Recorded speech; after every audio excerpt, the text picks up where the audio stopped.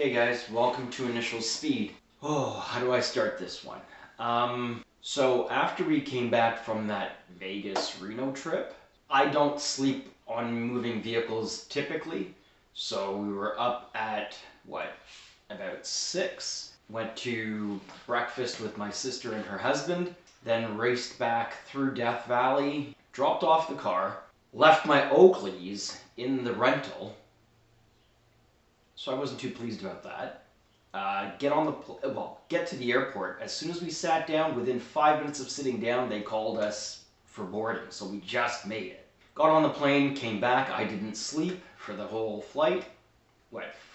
4 hours, 5-hour flight? We get back home. My wife says she's gonna grab groceries. I said no problem. I jumped in the shower, climbed into bed. When she got into the house, I put my head down and went to sleep.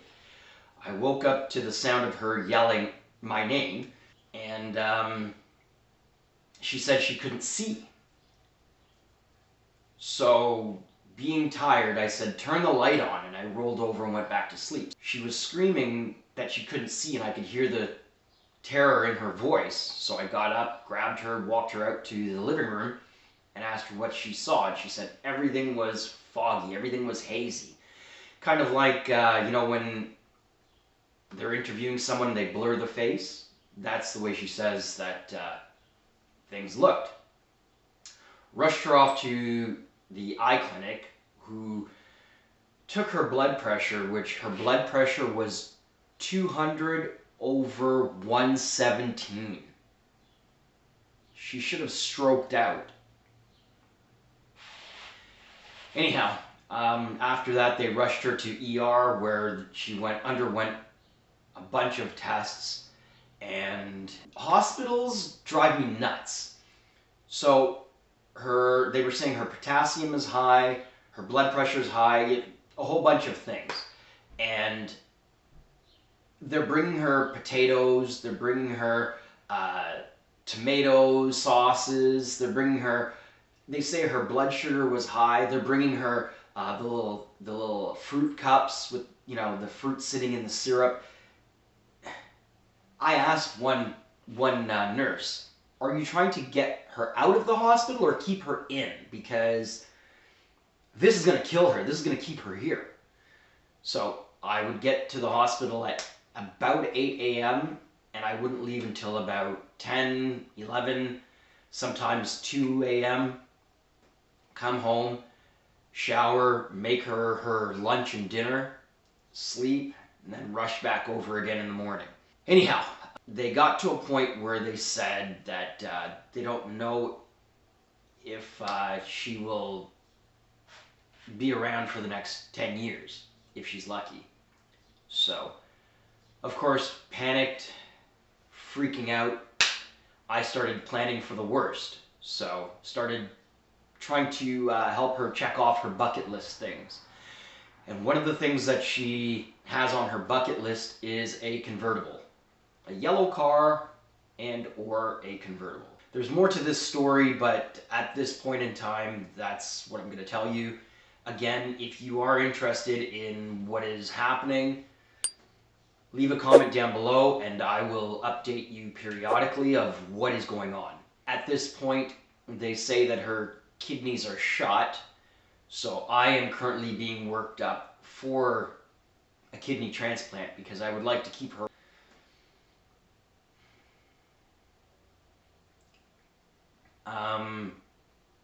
So the question is, have you considered donating?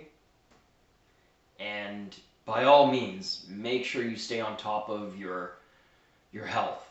No one else is going to do it for you. Believe me, no one.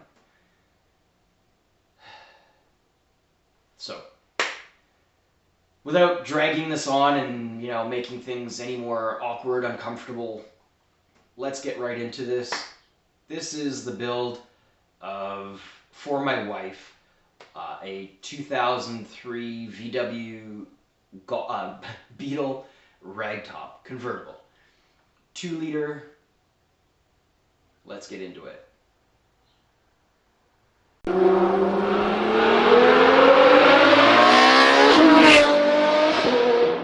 Welcome back. So I did a thing. Not sure if it's a good thing, not sure if it's a bad thing, but I did a thing. Did I do a good thing or a bad thing? It needs some love, that's for sure. But we're gonna fix this up and let the wife drive it. And if you're interested in it when it's finished, hit us up. Maybe with the right offer, she'll take it. Well, let me show you.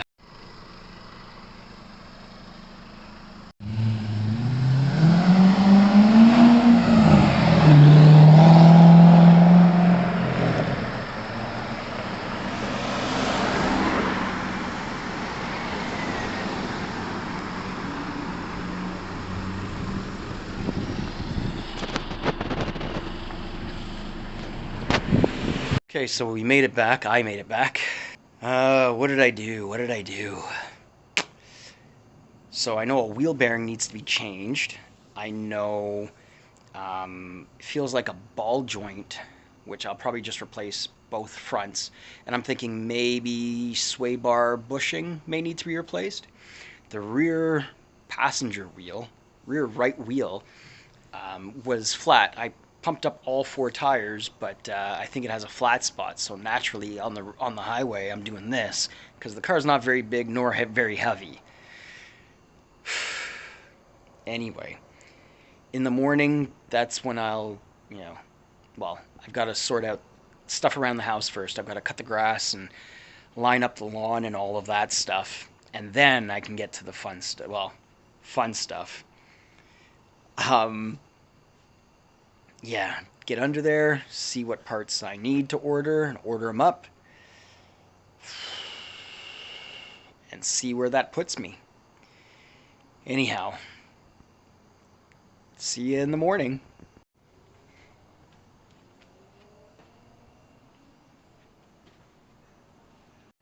Whew. Morning. Hope you guys had a great night's sleep.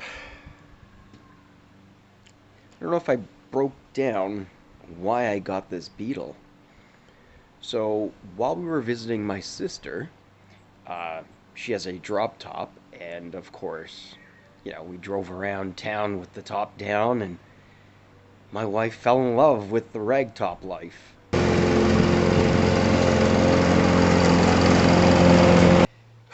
Now that's out of the way, time to get underneath the Beetle and take a look for the first time and see what it looks like under there.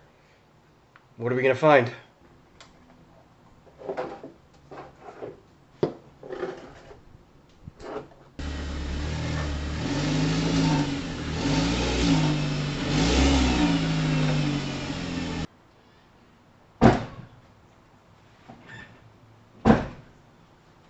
Okay, well, that needs to be cleaned up. That brace. Let's see if I get some more light on this thing. That brace needs to be cleaned up.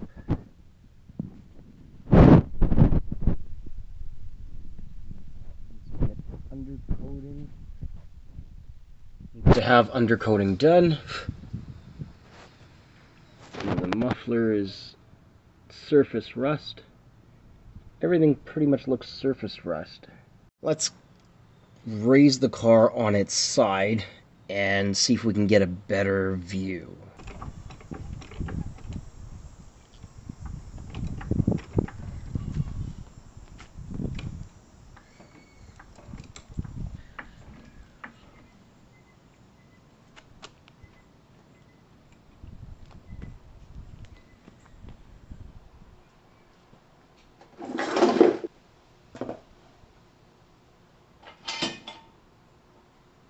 Okay, toward the back here.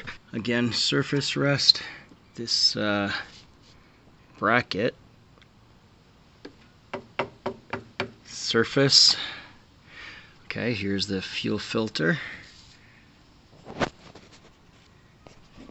Probably have to change that. It is a little rough under here. Could definitely use with a undercoat. This is a little crunchy. Yeah, might have to cut that out and rebuild that. Same with right there. I'm guessing, of course. Okay, so these sills are rotted through. I wonder how hard it would be to remake this. They used really thin metal. Surprised at the Germans. It's not a typical thing to cut corners, and they definitely cut corners on this. Okay, well, I mean, for the most part, it's not as bad as I thought. As bad as I thought it could have been. I mean, it's 04, not an 03, sorry. Let's stick our heads under the front and investigate what needs to be replaced. So on the front right wheel, passenger side, it definitely feels like that ball joint is gone. Don't know if you can hear that. Hear that? So the ball joint needs to be replaced. Tie rod end looks okay, but I mean, it's plastic. Okay, so the 2 bolts there, one on top here, sorry, 2 bolts here, one on top here, and then I guess the ball joint comes out, so wheel off. Might have to take the drive axle out to get to that bolt.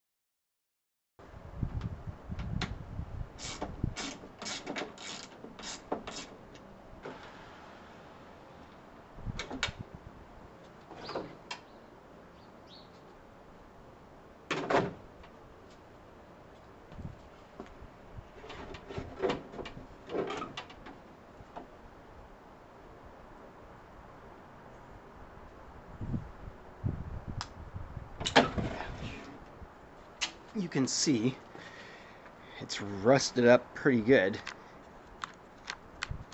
And this is the lock mechanism, and it will not lock. There lies the problem. So now I need to take this off, switch it over to the new one, take this off, switch it over to the new one, and I think that is it. Let's go switch everything over.